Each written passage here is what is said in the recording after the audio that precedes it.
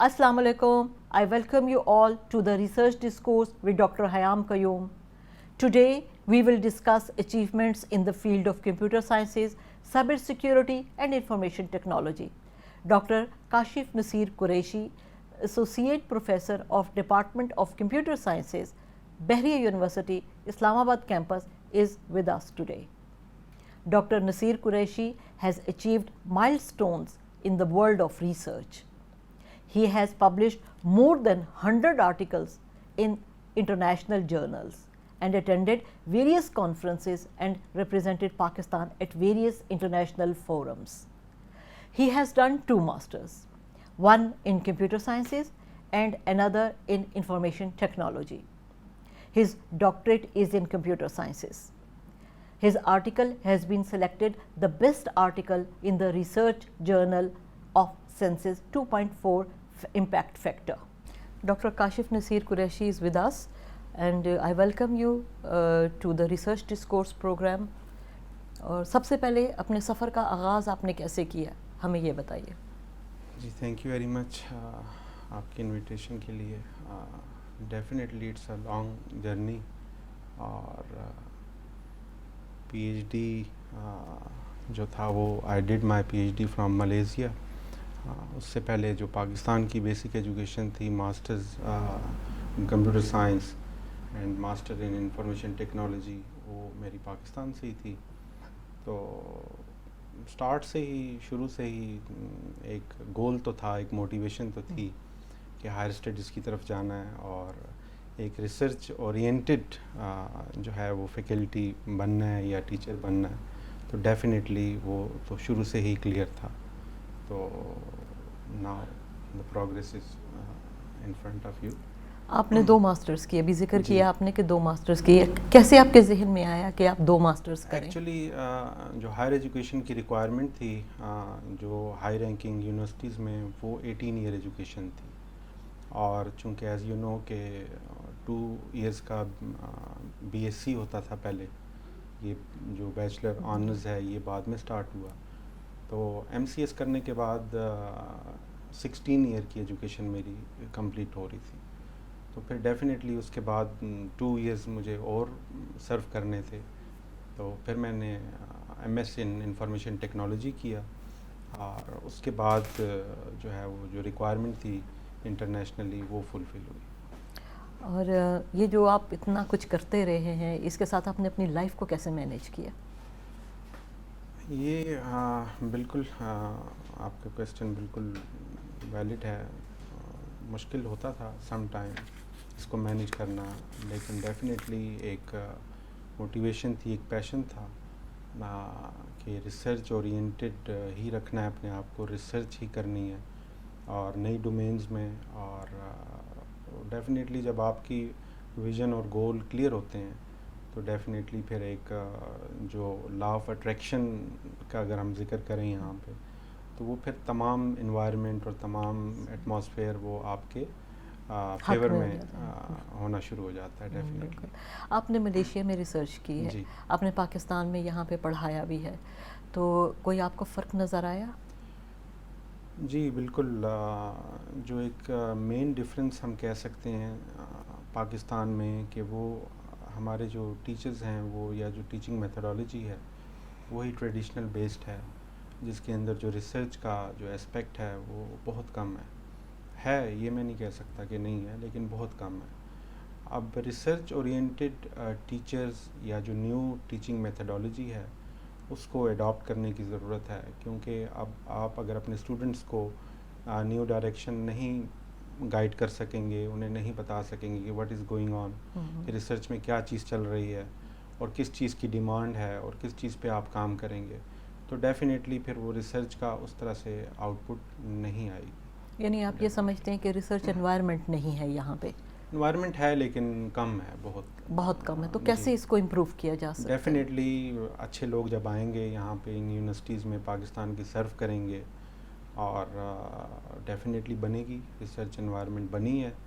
अब जितने भी स्टूडेंट्स हैं मेरे जो ग्रेजुएट हुए हैं मुझसे, तो अल्हम्दुलिल्लाह उन सब के रिसर्च की आउटपुट इंटरनेशनल जर्नल्स में पब्लिश हुई हैं और उनके बुक चैप्टर्स आए हैं کیونکہ definitely when your research is published in international journals تو تبھی آپ کی یونیورسٹی کا ایک رینکنگ بھی اپ ہوتی ہے اور آپ کا جتنا بھی کانٹینٹ ہے وہ ریسرچرز یا نیو ڈائریکشن کے لیے لوگوں کو ملتی ہے.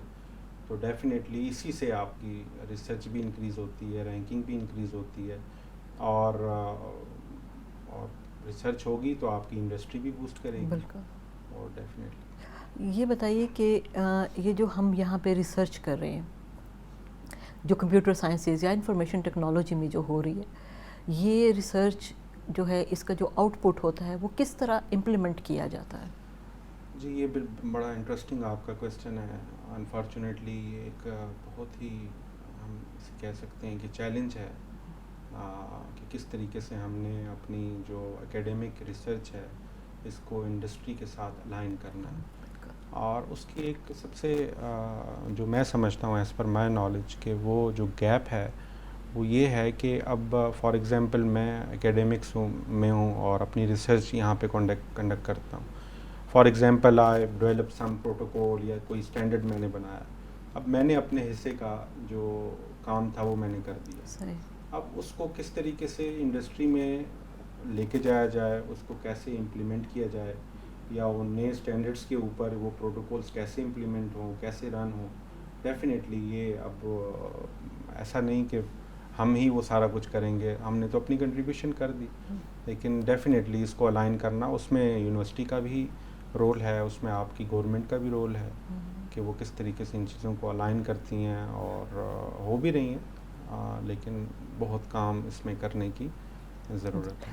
انڈسٹری کتنی انٹرسٹڈ ہے کہ یہ الائن ہو جائے جو آپ ریسرچ کرتے ہیں اور یہ گیپ فل ہو جائے؟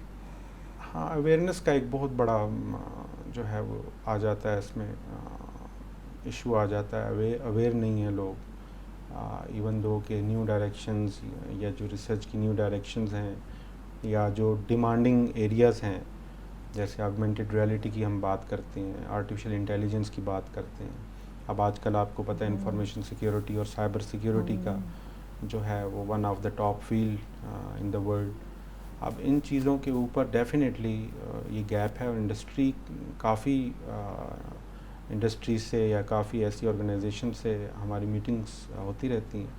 دے are interested, but how we will implement these things on their system. Definitely کچھ انفراسٹرکچر کی لمیٹیشنز ہیں, کچھ نیو اسٹینڈرڈس کی لمیٹیشنز ہیں, کچھ ریسورسز کے ایشوز ہیں, کوئی گورنمنٹ لیول کے اوپر کچھ ہرڈلز ہیں. Definitely we have lot of obstacles there, but ایسا نہیں ہے کہ یہ ہو نہیں سکتا. آپ کے مور دین آئی تھنک 100 آرٹیکلس جو ہیں وہ انٹرنیشنل جرنلس کے اندر پبلش ہوئے ہیں. الحمدللہ جی 128 امپیکٹ فیکٹر پبلیکیشنز ہیں میری, اور بک چیپٹرز ہیں, اور ایک میرا اپنا بھی ریسرچ, اپنا ایک اون میرا جو جرنل ہے وہ بھی چل رہا ہے ریسرچ کا. تو الحمدللہ جی.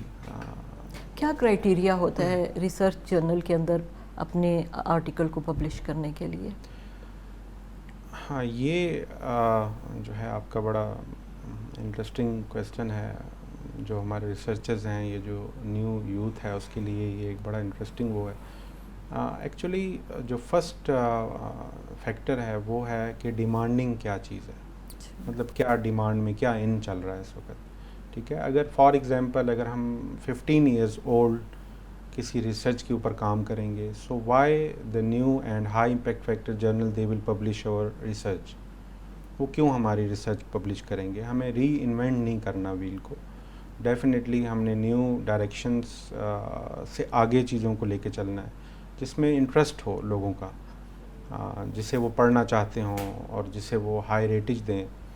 تو ڈیفینیٹلی نیو ڈومینز اور نیو ایریاز کے اندر ریسرچ کرنا, اور اس کے لیے ڈیفینیٹلی گائیڈ لائنس کے لیے نئی یوتھ کو, ینگسٹرس کو, پھر وہ اگر ایکسپوجر والے لوگ ہوں گے یا جو ٹیچرز ہوں گے ان کے, تو انہوں نے انہیں گائیڈ کرنا ہے کہ کس طریقے سے وہ نئے ٹاپکس کو ایکسپلور کریں.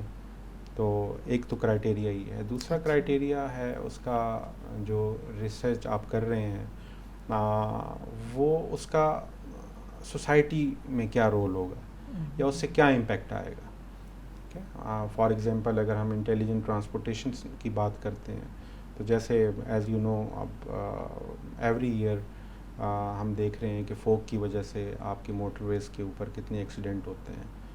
سو آلریڈی وی ڈڈ دس ریسرچ کہ وہ بڑے اسمارٹ سینسز اویلیبل ہیں جو کہ پرائر آپ کو نوٹیفیکیشن یا الرٹ دیتے ہیں, براڈ کاسٹ کرتے ہیں آپ کے نیٹ ورک میں کہ آپ اپنی ڈرائیور جو ہے وہ اپنی کار کی اسپیڈ سلو کرے, آگے یہ والا پیچ جو ہے اتنے میٹرز کے بعد وہ وہاں پہ فوگ ہے.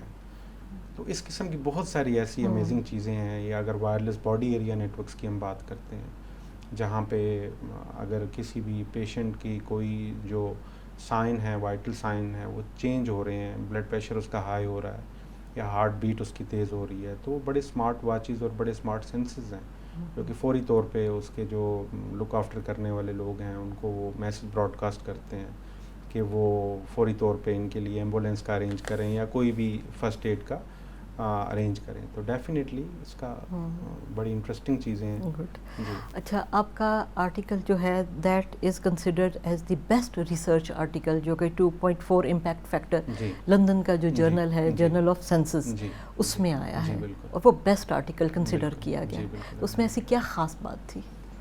اصل میں یہ 2.4 impact factor journal as you know کہ کمپیوٹر سائنس میں امپیکٹ فیکٹر جو ہے وہ اتنے ہائی نہیں ہوتے جیسے دوسری سائنسز میں ہیں. تو 2.4 impact factor is very good number جسے ہم امپیکٹ کیٹیگریز میں ہم کنسیڈر کرتے ہیں. اور جرنل آف سینسز جو ہے one of the best journal, اور تھاؤزنڈس آف پیپرز لوگ یہاں پہ سبمٹ کرتے ہیں. اور ان سارے پیپرز میں سے ہمارا پیپر بحریہ یونیورسٹی کا اور میرا paper as a best paper of the article the year select ہونا, یہ بڑی آنر کی بات ہے. اور یہ بیسیکلی یہ ایگریکلچر کے لیے ایک ریسرچ تھی ہماری جس میں ہم نے جو انرجی کا اسپیکٹ تھا سینسر نوڈز میں, جو سینسر نوڈز ہوتے ہیں وہ بیسیکلی ڈپلوائے کرتے ہیں ہم ڈفرینٹ فیلڈز میں.